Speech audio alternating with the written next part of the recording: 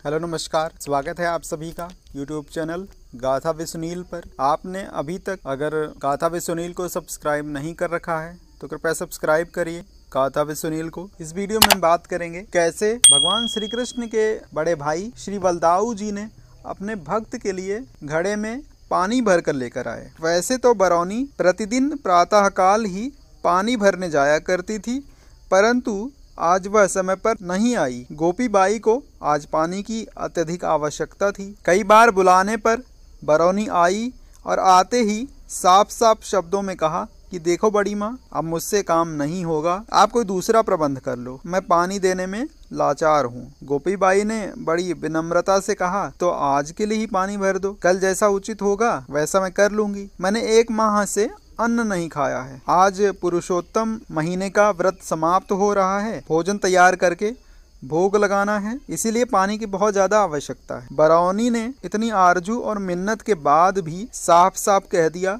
कि मैं ना आपका उपवास जानती हूँ और ना ही व्रत। मैंने स्पष्ट कह दिया कि मैं पानी नहीं भर सकती, मतलब नहीं भर सकती। गोपी बाई ने पानी भरने के लिए अनेकों प्रयत्न किया, परंतु बरौनी पानी लाने को नाराजी हुई और सिर नीचा करके चुपचाप वहां से चली गई। गोपी बाई की हिम्मत ना हुई कि उसे रोके। गोपी बाई ग्राम की एक प्रतिष्ठित महिला थी। उनका गांव में बहुत सम्मान था। अपने ग्राम की वह एक अच्छे कुल की बहू थी।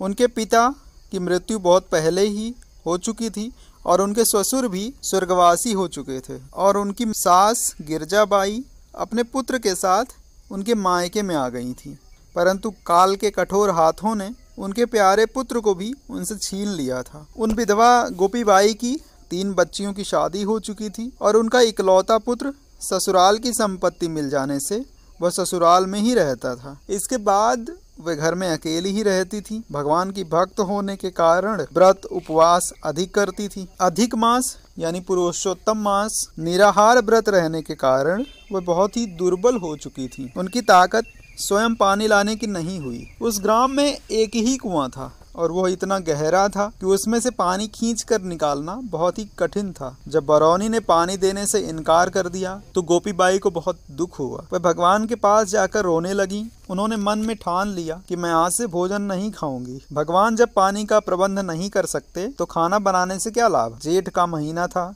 दोपहरी अपने प्रचंड वेग से तप रही थी। उस चिलचिलाती धूप में घर से बाहर निकलना भी बहुत कठिन था। फिर कुएं से पानी भरकर लाना कैसे संभव था, इसलिए वह दरवाजा बंद करके लेट गईं। ग्राम में बलदाऊ जी का एक विशाल मंदिर था। गोपी बाई का बलदाऊ जी के प्रति बहुत अधिक प्रेम था। वह प्रतिदिन उनके दर्शन के बिना भोजन नहीं करती थी। आज वह उनका दर्शन करने भी नहीं गईं। बड़ी माँ, बाहर से किसी ने आवाज दी। गोपी बाई की नींद खुल गई। उन्होंने भीतर से ही लापरवाही से उत्तर दिया, कौन है? मैं हूँ श्याम, बाहर खड़े नवयुवक ने उत्तर दिया। गोपी बाई ने लेटे लेटे ही कहा, अंदर आओ, किवाड़ खुले हुए हैं। बलभद्र जी के मंदिर के पुजारी का मझला बेटा श्याम किवाड़ खोलकर अंदर आया। वो अपने हाथ में तांबे का एक पात्र लिए हुए था। आते ही उसने कहा कि आपको भूख लग रही है, आप भोजन तैयार करिए, मैं पानी ले आया हूँ। गोपी बाई ने अनमने स्वर से कहा कि आज खाना नहीं बनाऊंगी, मैं कल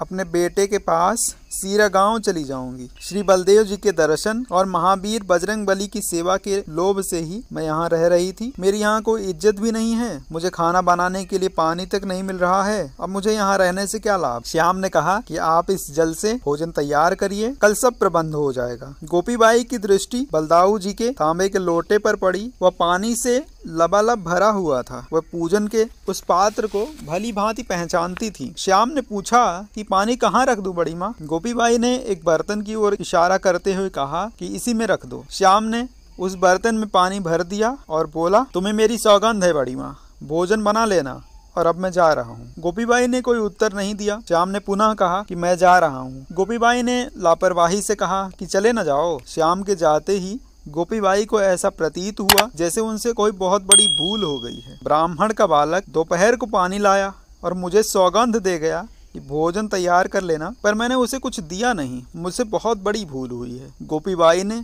विधिवत भोजन तैयार किया, भगवान को भोग लगाया। 1 माह के पश्चात अन्न ग्रहण किया। भोजन करने के बाद उन्होंने सोचा कि आज व्रत का विसर्जन का दिन है। ब्राह्मण के बालक के हाथ से लाया हुआ जल ही मैंने खर्च किया है, अतः मेरा कर्तव्य है कि मैं वो मंदिर में जाकर शाम को कुछ पैसे दे आऊं। ऐसा विचार करके वह मंदिर की ओर चली गई। मंदिर में पहुंचकर उन्होंने भगवान बलभद्र जी के दर्शन किए। भगवान बलभद्र की प्रसन्नचित छवि को निहार कर वह अपनी सुध बुध खो बैठी। पुजारी ने आकर उन्हें चरणामृत दिया। चरणामृत लेने के बाद उन्होंने पुजारी से श्याम को बुला देने का आग्रह किया। पुजारी ने बड़ी उत्सुकता से पूछा, क्यों, श्याम का क्या काम है? गोपीबाई ने एक ही सांस में सारा किस्सा उन पुजारी जी को सुना दिया और कहा कि मैं ब्राह्मण के हाथ का पानी बिना कुछ पैसे दिए नहीं पी सकती, अतः आप ये रुपए श्याम को दे दीजिएगा। गोपीबाई के शब्दों को सुनकर पुजारी हक्का बक्का से रह गया। उसने आश्चर्य मिश्रित स्वर में कहा कि श्याम तो 1 महीने से अपने मामा के यहाँ गया हुआ है, वो तो यहाँ है ही नहीं, आप ये क्या कह रही हैं? यह सुनते ही गोपीबाई स्तब्ध रह गईं। मन ही मन ना जाने क्या क्या सोचने लगी। वह अपने प्रभु की लीला के बारे में कुछ भी निर्णय नहीं कर सकी और तुरंत ही पंडित जी को प्रणाम करके वह चुपचाप अपने घर लौट आई। आते ही उन्होंने देखा कि जिस बर्तन में श्याम ने जल भरा था वह अभी भरा हुआ है। घड़े में भरे जल को उन्होंने अपने मस्तक पर डाला और भगवान के पास जाकर रोने लगी और कहने लगी, आपने मेरे लिए कष्ट क्यों उठाया? कहने लगी, आपने मेरे लिए कष्ट उठाया? सारे गांव में यह चर्चा फैल गई कि आज स्वयं बलदाऊ जी ने श्याम का रूप बनाकर बड़ी माँ को पानी ला कर दिया। उम्मीद करता हूँ कि गाथा विद सुनील की ये गाथा भी आपको पसंद आई होगी। कृपया सब्सक्राइब करते रहें और इस वीडियो को अपने मित्रों और शुभचिंतकों को भी शेयर करते रहें। धन्यवाद।